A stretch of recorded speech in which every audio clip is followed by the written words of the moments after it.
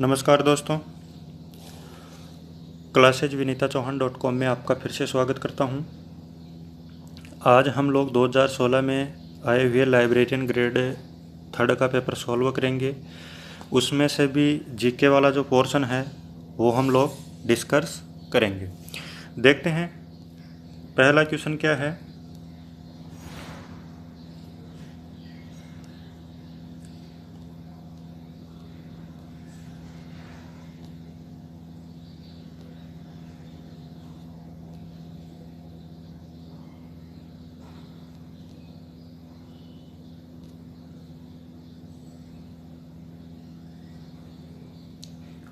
तो जो पहला क्वेश्चन है वो है प्रबंध कोश नामक पुस्तक के लेखक कौन है।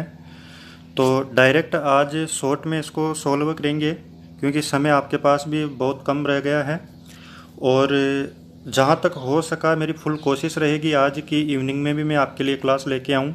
लेकिन फ़िलहाल एक बार पेपर का डिस्कशन देख लेते हैं, सॉल्यूशन देख लेते हैं कि प्रबंध कोश नामक पुस्तक का लेखक कौन है। तो इसका जो राइट आंसर है राजशेखर। नेक्स्ट, बागौर व तिलवाड़ा नामक स्थान मुख्यतः निम्न काल से संबंधित थे, तो मध्य पाषाण काल से। नेक्स्ट देखते हैं, निम्न में से आमेर के किस शासक ने सर्वप्रथम मुगलों के साथ संधि की। तो वो थे भारमल। नेक्स्ट, मेवाड़ व मारवाड़ की संयुक्त सेनाएं मुगलों के द्वारा कहाँ पराजित की गई। तो देवारी में 1680 में पराजित की गई। और नेक्स्ट जो क्वेश्चन है, निम्न में से किसने अपने आप को हिंदुस्तान का बादशाह नाडोल में घोषित किया था 1681 में।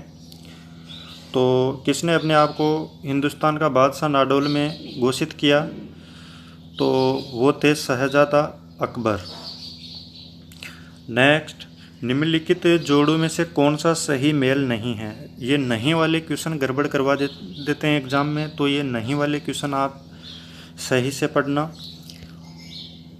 कौन सा सही मेल नहीं खाता है या निम्न में से कौन सा गलत है। तो राणा कुंभा गुहिल सही है, राणा सांगा गुहिल सही है, राव मालदेव राठौड़ भी सही है, राव चंद्रसेन भाटी ये गलत है, ये सही मेल नहीं खाता है।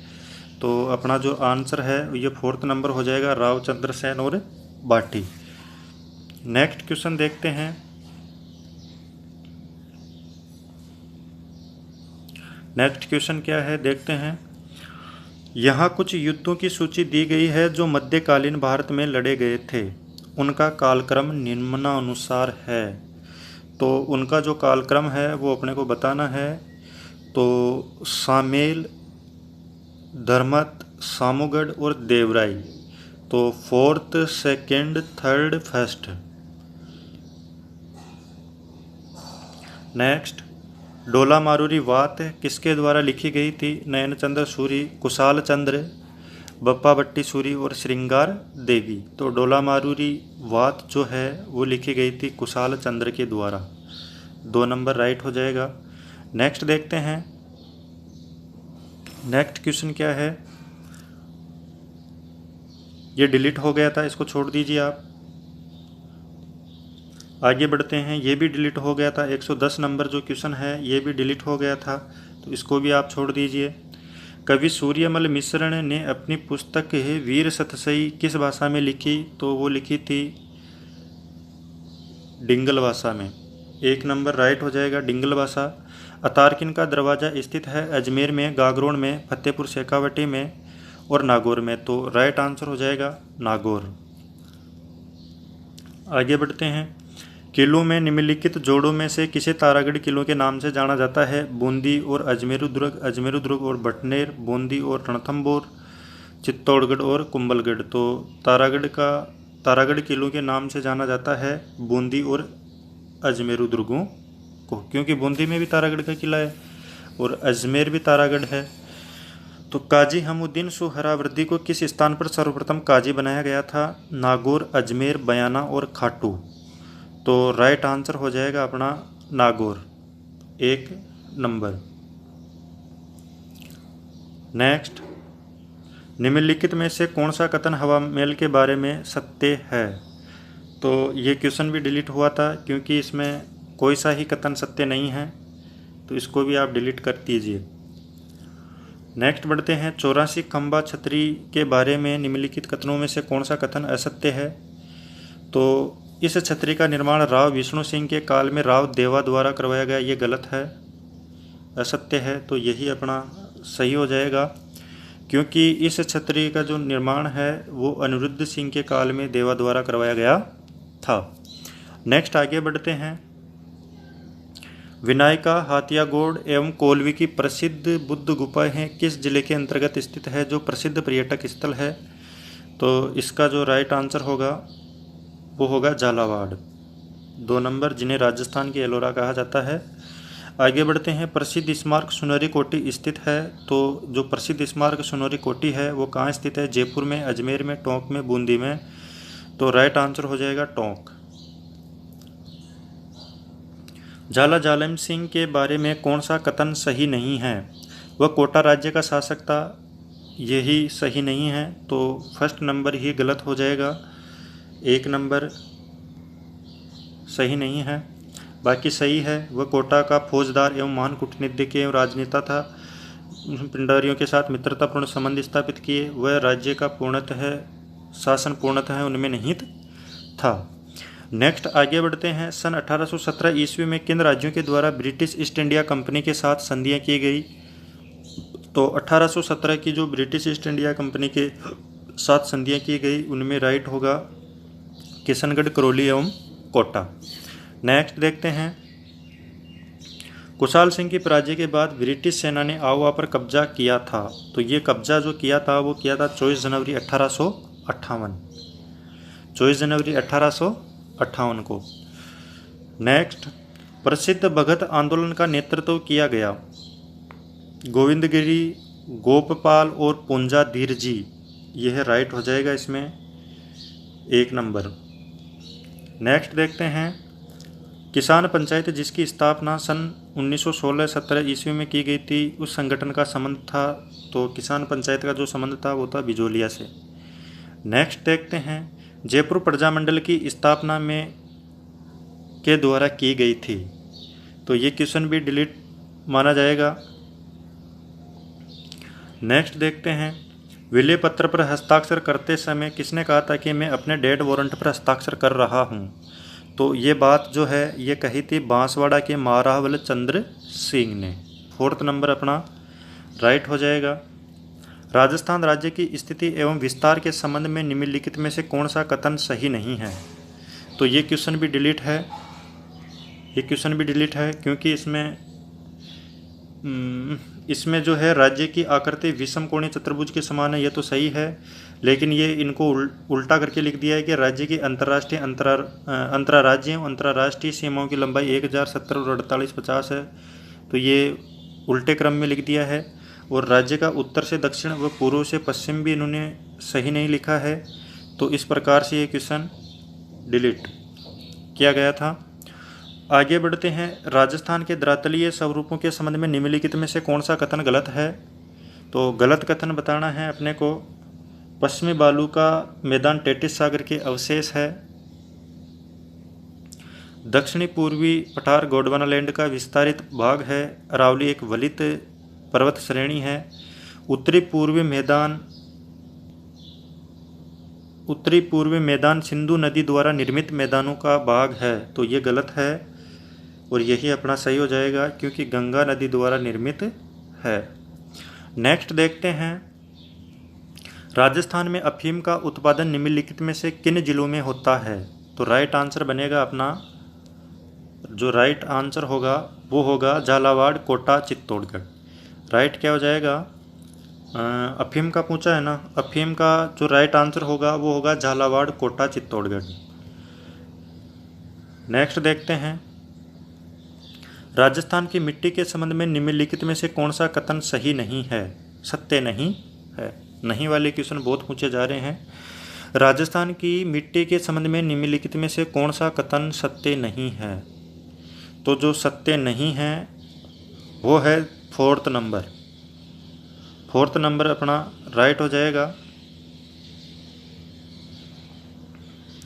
अफवाह क्षेत्र की दृष्टि से राजस्थान की नदी प्रणालियों का सही अवरोही क्रम है, ये भी डिलीट है, इसमें भी 2 मिस्टेक है 2 ऑप्शन में।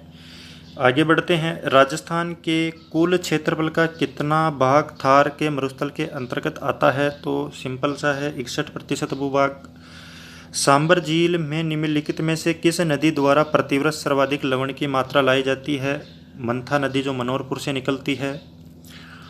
नेक्स्ट देखते हैं, राजस्थान के सर्वाधिक क्षेत्र पर निम्नलिखित में से कौन सी मिट्टी पाई जाती है? तो ये पाई जाती है एरिडोसोल्स एंड एंटीसोल्स, मरुस्थलीय मृदा, शुष्क मृदा।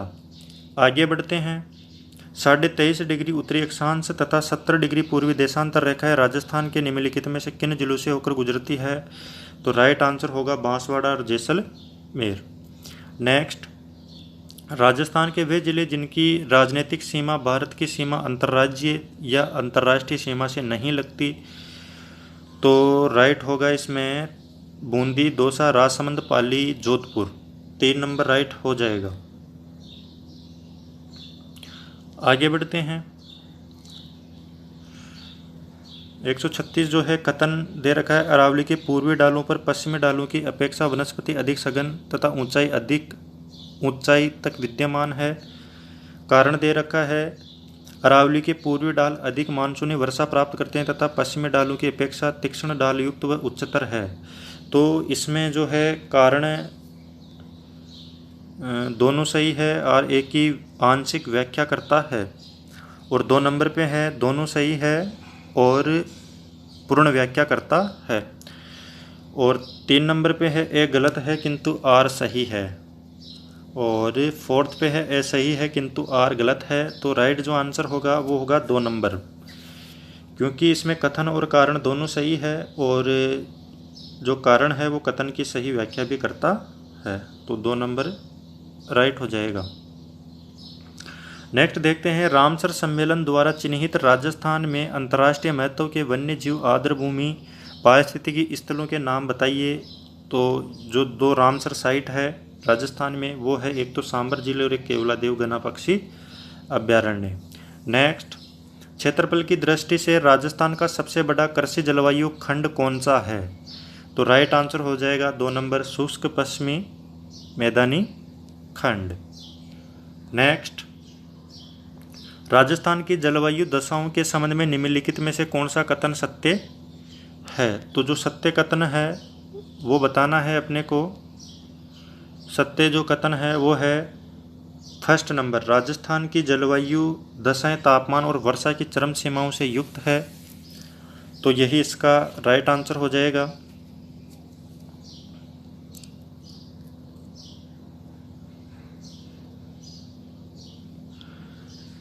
नेक्स्ट क्या है, निम्नलिखित में से कौन सा युग्म सही सुमेलित नहीं है? इंदिरा लिफ्ट परियोजना सवाई माधोपुर में है, जाखम परियोजना प्रतापगढ़ में है, भीमसागर परियोजना बारां में नहीं है, झालावाड़ में है। तो यही सही सुमेलित नहीं है। 3 नंबर अपना सही सुमेलित नहीं है। सावन भादो जो है ये कोटा में है। राजस्थान में शुष्क सागवान के वृक्षारोपण हेतु सर्वाधिक उपयुक्त जिले हैं। तो दक्षिणी भाग में मिलता है शुष्क सागवान का वृक्ष। तो इसका जो राइट होगा वो होगा डूंगरपुर, बांसवाड़ा, उदयपुर। 2 नंबर राइट हो जाएगा। नेक्स्ट देखते हैं, राजस्थान में निम्नलिखित में से किस प्रकार की वनस्पति नहीं पाई जाती है? तो राजस्थान में जो है वो नहीं पाई जाती है उष्णकटिबंधीय सदाहरित वनस्पति जो नगण्य रूप में मिलती है। 1 नंबर राइट हो जाएगा। नेक्स्ट देखते हैं, राजस्थान में लिग्नाइट कोयला उत्पादन के प्रमुख क्षेत्र स्थित है।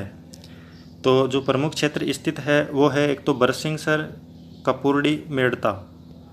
3 नंबर राइट हो जाएगा। नेक्स्ट, राजस्थान में प्रथम योजना काल से अब तक कृषि फसलों के क्षेत्र में घटित निम्नलिखित में से कौन सा परिवर्तन असत्य है? तो जो परिवर्तन असत्य है वो है खाद्यान्नों के अंतर्गत क्षेत्रफल लगभग 14% बढ़ गया है। यही अपना राइट हो जाएगा। आगे का क्वेश्चन क्या है, वर्ष 2007 की पशु गणना के अनुसार राजस्थान में पशुओं की संख्या कितनी है? तो जो पशुओं की संख्या है वो है 566 लाख। नेक्स्ट क्वेश्चन है, वर्तमान में राजस्थान में जल की कौन सी समस्या विकराल रूप धारण करती जा रही है? तो अंध और दूसर क्षेत्रों की बढ़ती संख्या, जल का बढ़ता अभाव, जल की बढ़ती लवणता, जल का बढ़ता प्रदूषण। तो राइट आंसर होगा अंध और दूसर क्षेत्रों की बढ़ती संख्या, 1 नंबर राइट हो जाएगा। आगे का क्वेश्चन देखते हैं। सूची फर्स्ट को सूची सेकंड से सुमेलित कीजिए और सूचियों के नीचे दिए गए कोड का प्रयोग कर सही उत्तर चुनिए।